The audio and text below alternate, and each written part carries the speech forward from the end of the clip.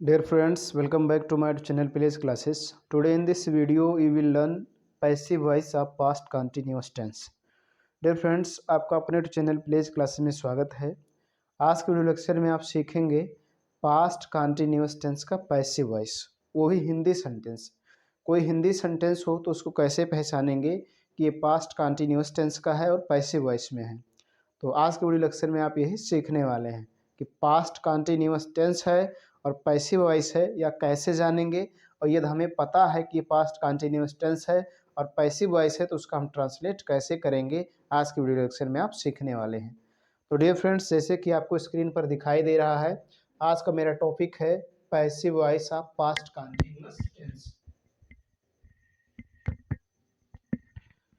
Dear friends, जैसे कि आपको स्क्रीन पर दिखाई दे रहा है, आज का मेरा टॉपिक है passive voice of past continuous tense. ठीक, तो passive voice of past continuous tense में दो सेंटेंस को सीखेंगे, सिंपल सेंटेंस को और नेगेटिव सेंटेंस को।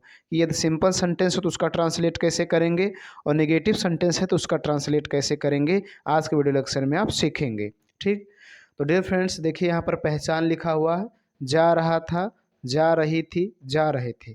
कोई भी हिंदी सेंटेंस हो, वाक्य के अंत में क्रिया के साथ जा रहा था, जा रही थी, जा रहे थे मिले तो आपका पास्ट कंटिन्यूअस टेंस होगा और पैसिव वॉइस होगा।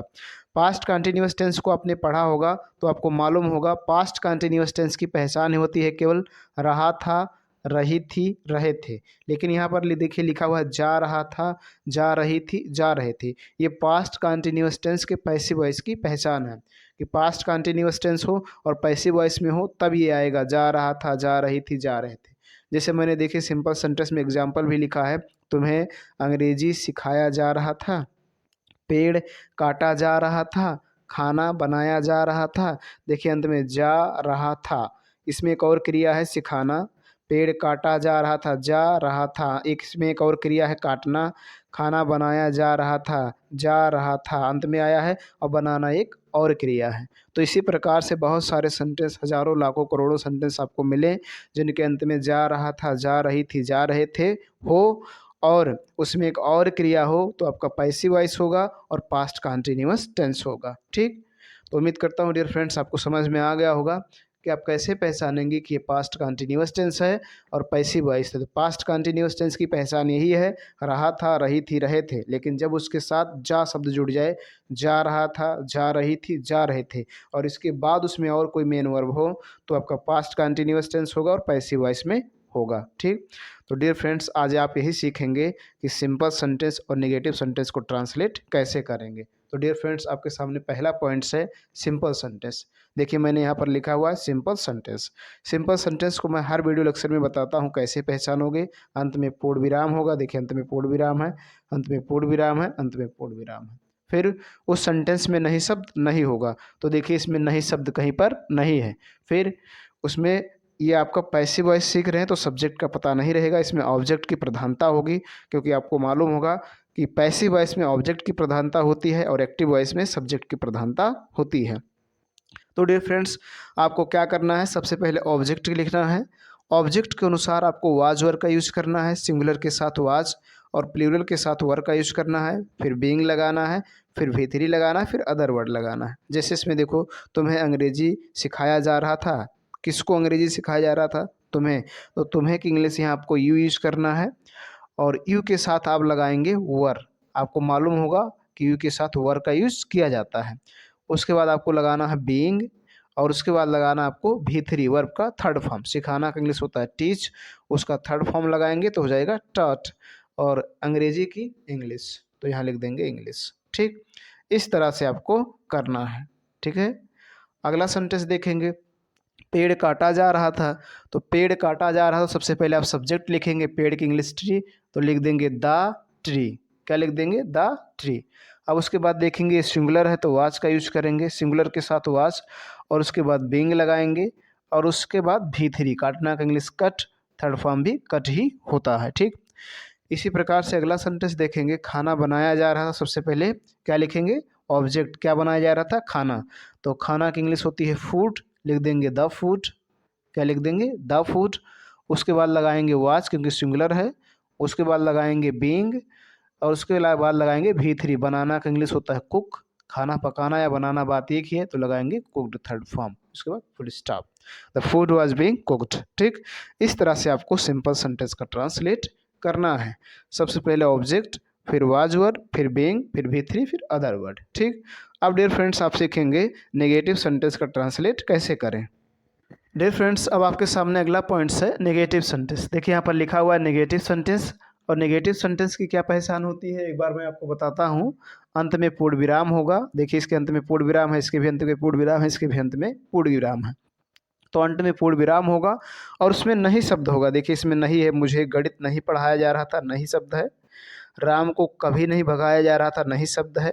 हमें बैठने नहीं दिया जा रहा था, नहीं शब्द है। ठीक, तो नहीं शब्द होगा, अंत में पूर्ण विराम होगा, नहीं शब्द होगा, नेगेटिव सेंटेंस होगा।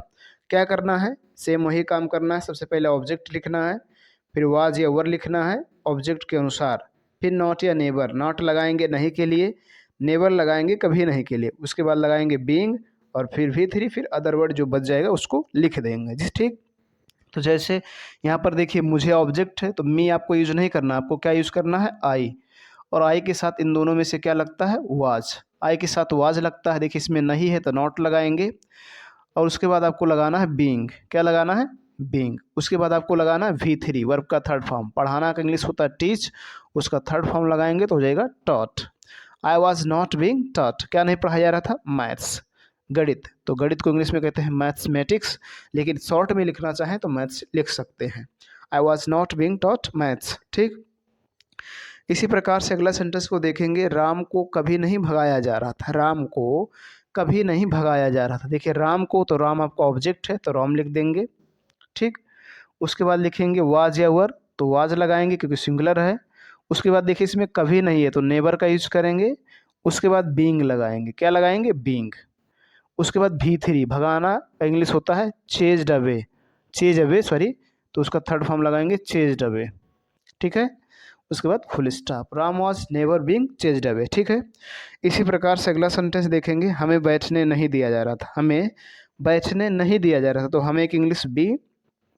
ठीक है, इसके साथ लगाएंगे वर, क्योंकि बी के साथ वर लगता है, sorry you we they these those. और प्लूरल नाउन के साथ were, I he she it this that. Singular noun के साथ वाज का यूज किया जाता है। तो वी वर, उसके बाद नहीं है तो नॉट, फिर लगाएंगे बीइंग। ठीक, उसके बाद V3, V3 बैठने देना तो यहाँ लेट लिया जाएगा, let sit. We were not being let sit, हमें बैठने नहीं दिया जा रहा था। डियर फ्रेंड्स अगर इसी सेंटेंस को आप हटके बनाएंगे तो ऐसा भी बना सकते हैं, we were not allowed to sit. We were not allowed to sit, इस सेंटेंस को ऐसा भी बनाया जा सकता है, बट मैं आपको पास्ट कंटिन्यूअस टेंस का पैसिव वॉइस बता रहा हूँ, इसलिए आप बनाएंगे we were not being let sit. ठीक, डियर फ्रेंड्स मैं उम्मीद करता हूँ इस वीडियो को देखने के बाद आपको समझ में आ गया होगा कि पास्ट कंटिन्यूअस टेंस का सेंटेंस हो और पैसिव वॉइस में हो तो उसका ट्रांसलेट कैसे करेंगे।